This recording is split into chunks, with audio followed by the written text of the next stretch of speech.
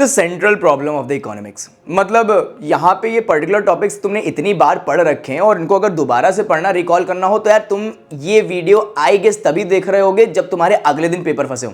ध्यान रखना तुम बहुत सही जगह पे आए हो, क्योंकि आज हम लोग सेंट्रल प्रॉब्लम ऑफ इकोनॉमिक्स को पूरी अच्छी तरीके से खत्म कर लेंगे।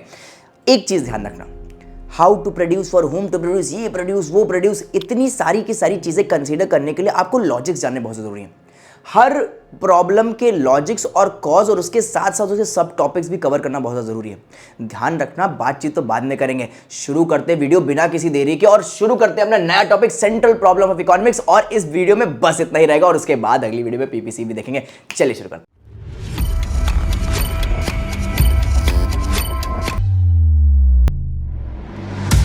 तू होता कौन है कहने वाला, कहते कौन बातें तेरी सुनने वाला।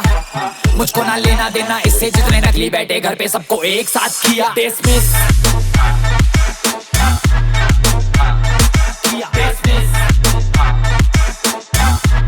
सबको एक साथ किया डिसमिस।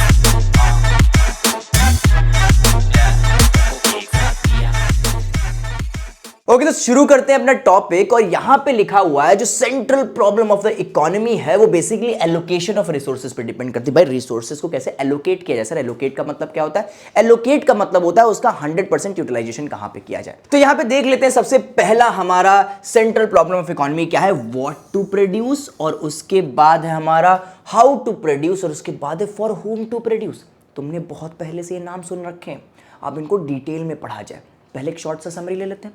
तो यहाँ पे व्हाट टू प्रोड्यूस में लिखा हुआ है selection of goods. What to produce में व्हाट है ना, क्वेश्चन मार्क लगा, भाई बनाए क्या?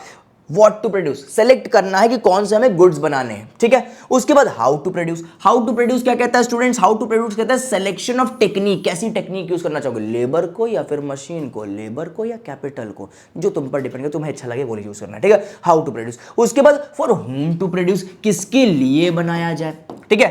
क्या बनाया जाए, कैसे बनाया जाए और किसके लिए बनाया जाए, ठीक है। Distribution of goods in according to the income, ठीक है। तो ये सारी की सारी चीजें हम लोग डिटेल में पढ़ने वाले हैं और यही सबसे ज्यादा major central problem of economy कहलाती हैं, ठीक है। तो आइए शुरू करते हैं सबसे पहले टॉपिक से।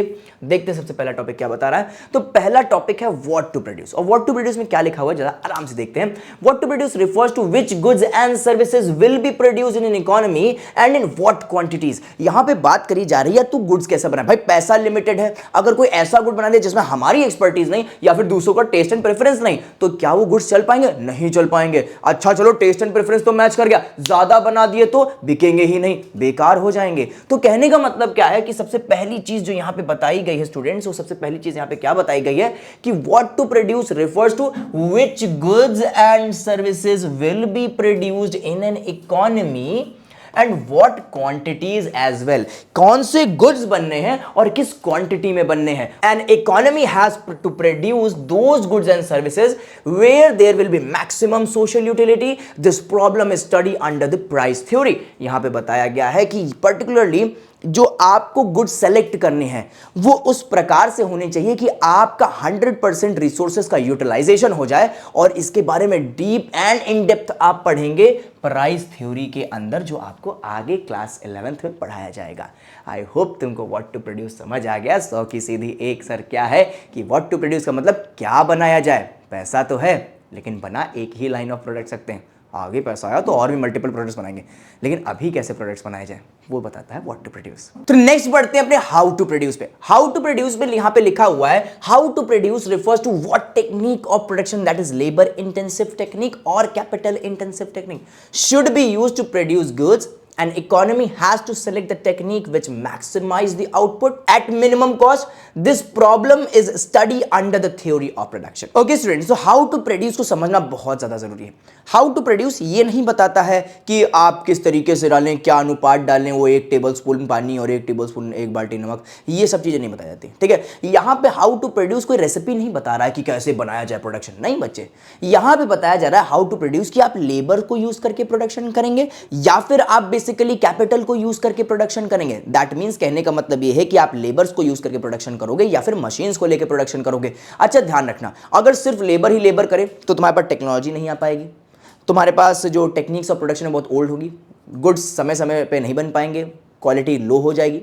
अगर तुम सिर्फ लेबर को यूज करते हो, ठीक है, सिर्फ लेबर को यूज करते हो।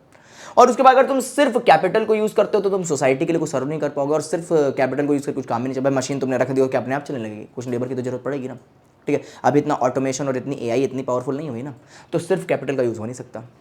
तो लेबर और कैपिटल का एक फिक्स्ड अनुपात रखना बहुत ज़रूरी है। मैं तो कहूँगा 1:1 रखना बहुत ज़्यादा ज़रूरी है, ठीक है। दैट मीन्स एक लेबर तो एक कैपिटल, या फिर 75% लेबर तो 25% कैपिटल। और ये डिपेंड नहीं करता कि सर ने जो बोल दिया वही सर्वश्रेष्ठ हो गया।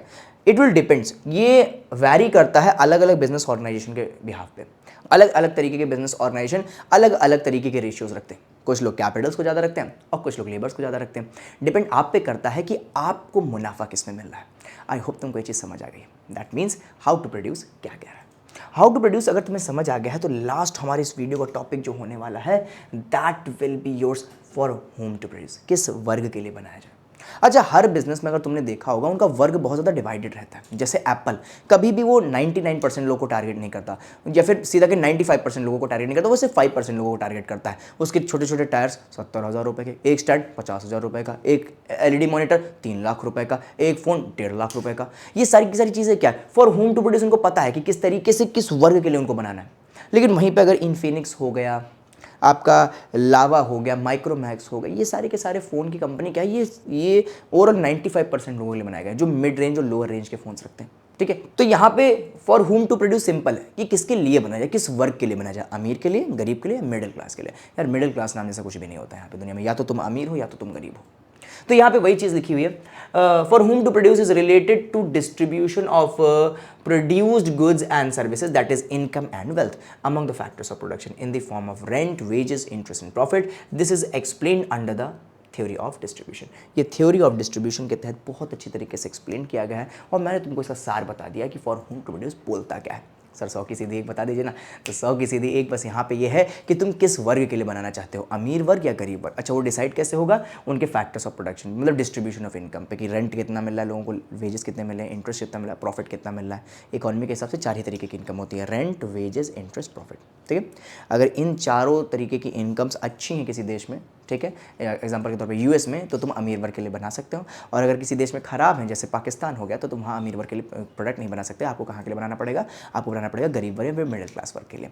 आई होप तुमको बहुत अच्छी तरीके से समझ आ गया फॉर होम टू प्रोड्यूस। और अगर तुमको ये चीज़ समझ आ गई तो यार कॉमर्स क्लब को सपोर्ट करना बहुत ज़्यादा ज़रूरी है। ध्यान रखिएगा, उधर से आपका प्यार देना बहुत ज़्यादा ज़रूरी है और इधर से हम लोग का मेहनत करना बहुत ज़्यादा ज़रूरी है। तो ध्यान रखिएगा, सारे के सारे कनेक्टिविटी ऑप्शन आपको दे रखे हैं। आप हमारा ऐप डाउनलोड कर सकते हैं गूगल प्ले स्टोर से, उसके बाद एप्पल ऐप स्टोर से, यूट्यूब पे तो पता ही तुम देख रहे हो, ठीक है। डिस्कॉर्ड पे हमारा सर्वर ज्वाइन कर सकते हो, उसके साथ फेसबुक पे हमको मैसेज कर सकते हो और इंस्टाग्राम पे तुम हमको टैग करके अपनी स्टोरी लगा सकते हो, ठीक है। हम लोग बिल्कुल उसको क्या कहते हैं, रिप्लाई बैक या फिर स्टोरी पे जो होता है करेंगे, ठीक है।